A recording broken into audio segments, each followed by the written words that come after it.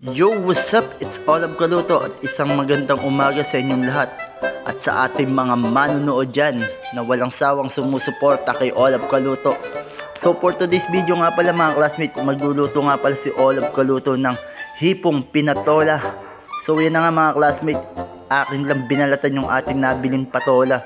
So yung nabili nga pala natin patola dyan mga classmates, maliit lang kasi madalang ka makakita na ito. So ayan na nga, hiniwa-hiwa lang natin yan hanggang sa magayat natin ng saktong sukat lang. So ayan mga classmates, at hugasan lang natin yan maya-maya lang. And then next natin yung ating hipon. At syempre hindi na natin sasama yung sungot mga classmates. So sa mga nagpapa-shoutout nga pala kay paring Hernan Hernandez na nasa Dubai. Shoutout sa'yo pare, ingat ka dyan. At kay Arvin Reynante, shoutout sa'yo.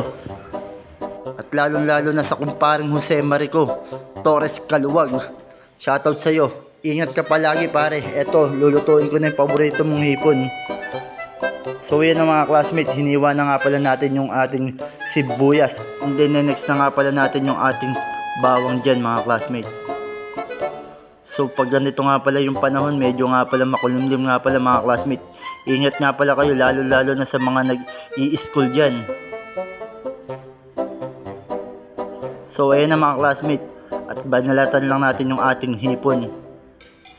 So mamaya isasangkutsa na natin yan. Pagkalinis natin, magigisa na tayo.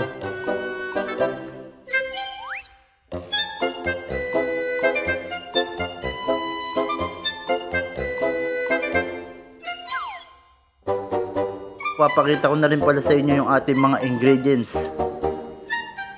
na naginayat natin mga classmates.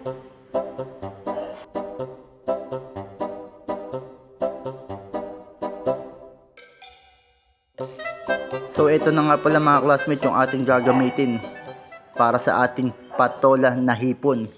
So inuna ko na nga pala yung ating cooking oil mga classmates.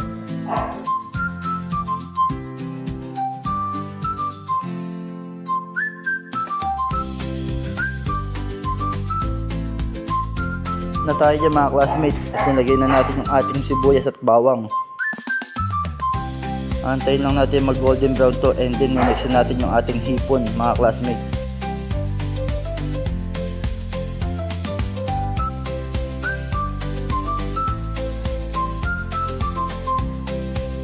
Mga classmates, nilagay na natin yung ating hipon at titimplahan na nga pala natin yan ng asin at yung ating paminta na durog mga classmates.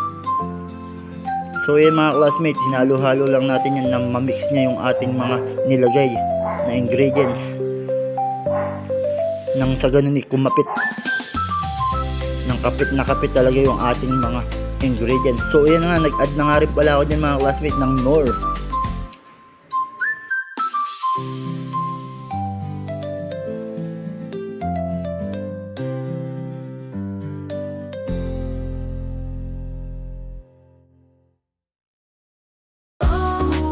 So ayan na mga classmates, ilagay ko na yung ating patola. And then tatakpan ko lang to hanggang sa kumulo. And then susunod na natin yung ating miswa. So ayan na mga classmates, nilagay na natin yung ating miswa. And then pagka natansya nyo na medyo matutuyot yung ating miswa mga classmates, pwede kayong mag-add ng konti tubig pa dyan mga classmates. And then nag-add na rin nga pala ng 2 spoon na patis. Nang sa ganun medyo may alat yung ating patolang hipon.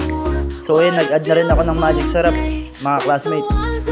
Nang sa ganun may lasa na yung ating patolang with hipon.